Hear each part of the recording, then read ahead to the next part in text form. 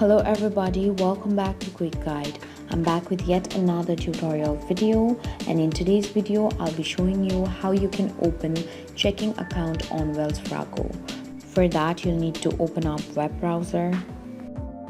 After you open up the web browser, search www.wellsfargo.com on your search bar. This way you'll directly land on Wells Fargo's website. On the home page there you'll see the option of open a checking account. Tap on it, enter the zip code for your home address and then tap on continue.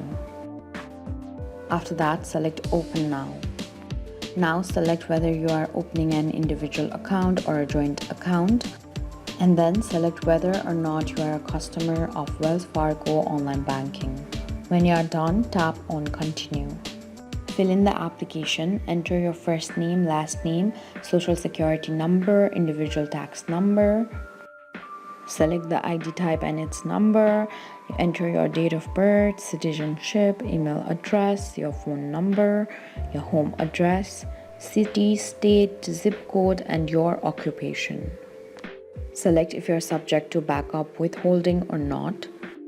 Tap on the square box for consent to continue. After you are done, tap on continue. After you tap on it, you'll be able to open checking account on Wells Fargo. Thank you for watching.